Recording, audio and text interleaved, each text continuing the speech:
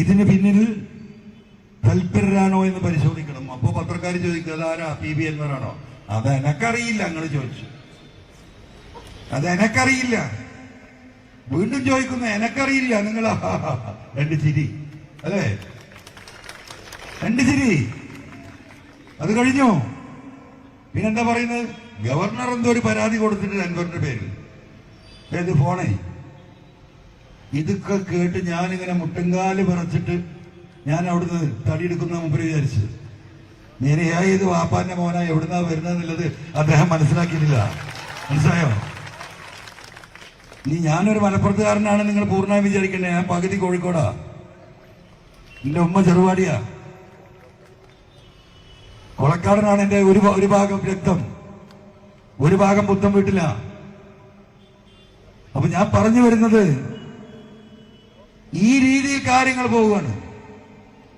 അപ്പൊ ഇന്ന് ഹിന്ദുവിനാണ് മുപ്പത് കൊടുക്കുന്നത്.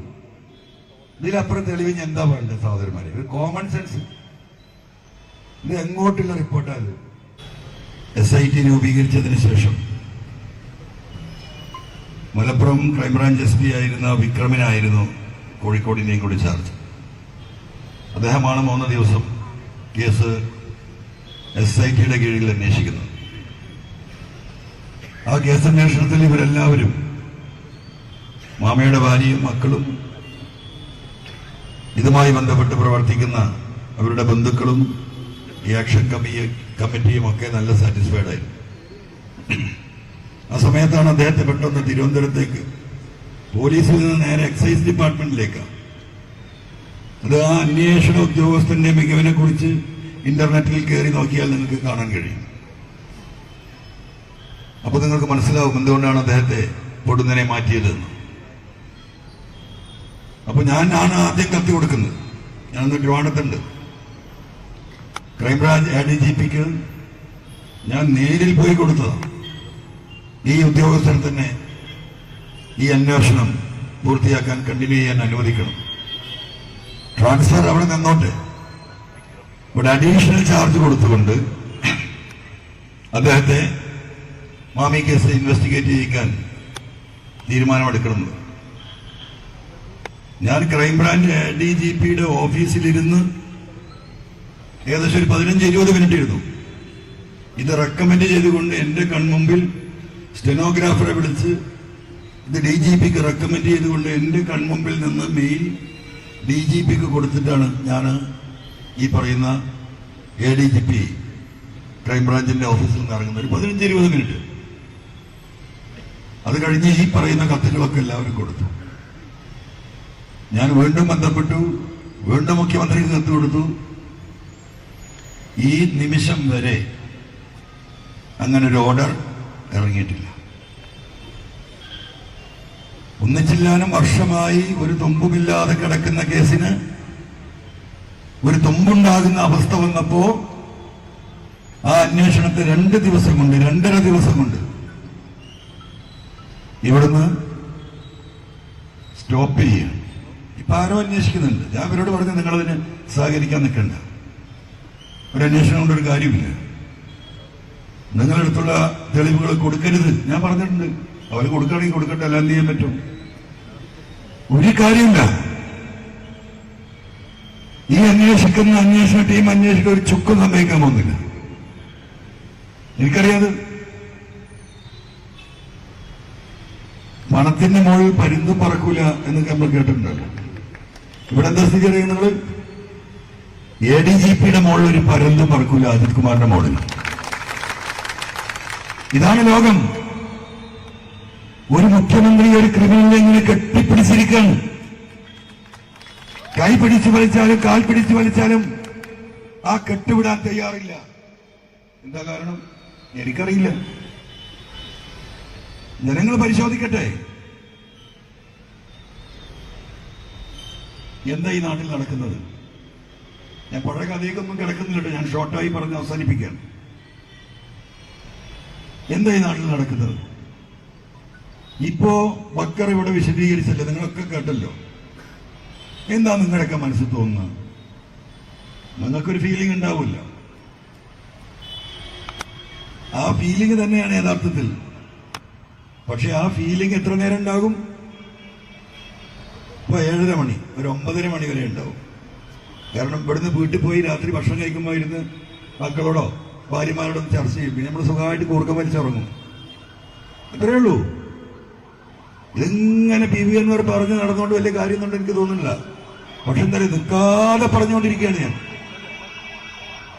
ഈ 1 മണിക്കൂർ ആലോചിക്കുന്നത് മനുഷ്യർ 2 മണിക്കൂറാക്കി, പിന്നെ അതൊരു 3, 4, 5 മണിക്കൂറായാൽ ഇതിനൊരു മാറ്റം വരും.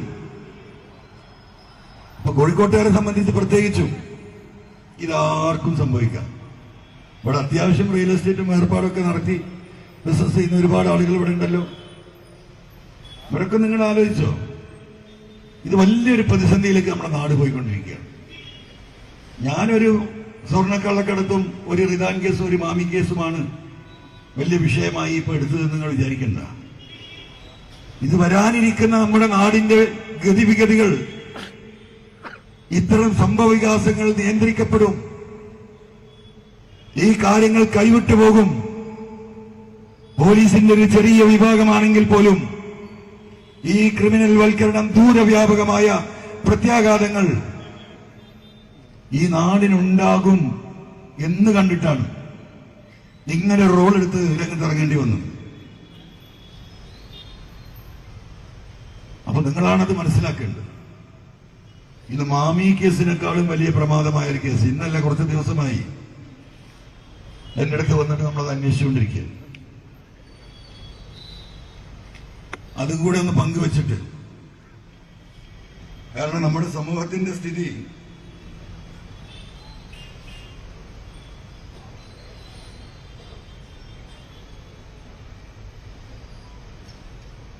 കണ്ണും ചെവിയൊക്കെ പോയിട്ടുണ്ട്. അതാ പ്രശ്നം.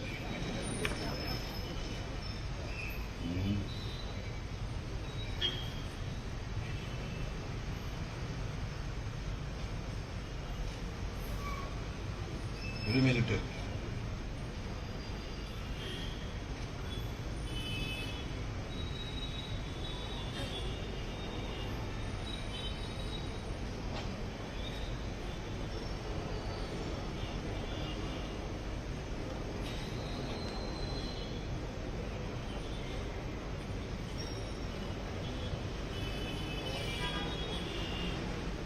ഇത്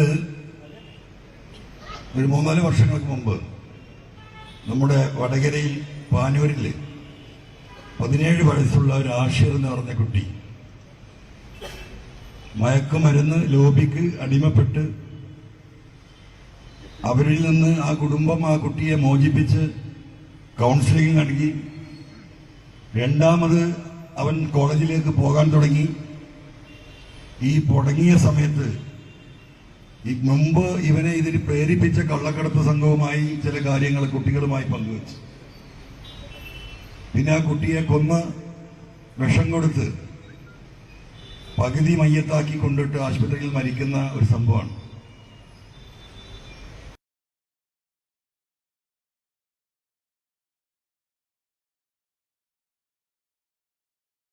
ഈ സമൂഹം നിങ്ങളത് കേൾക്കേണ്ടതുണ്ട്, പ്രത്യേകിച്ചും ഇത് കോഴിക്കോടായതുകൊണ്ട്.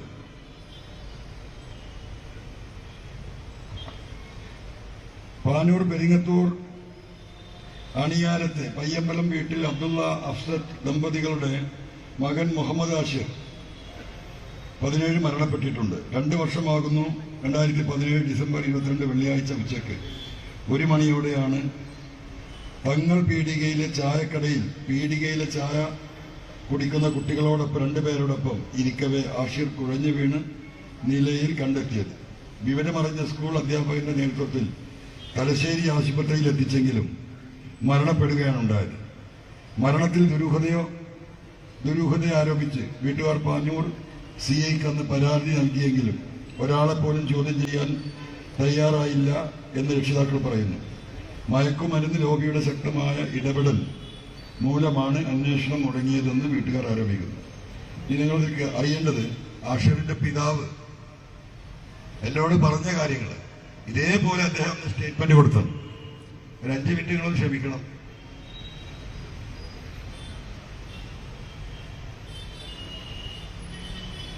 മരിക്കുന്നതിന് ഏതാനും മാസം മുമ്പ് ആഷിറിനെ തലശ്ശേരിയിലെ ഒരു മനോരോഗ കൗൺസിലറെ കാണിച്ചിരുന്നു. ചിലർ തന്നെ ശാരീരികമായി പീഡിപ്പിച്ചിരുന്നുവെന്ന് ആഷിർ കൗൺസിലർമാരെ വെളിപ്പെടുത്തിയിരുന്നു.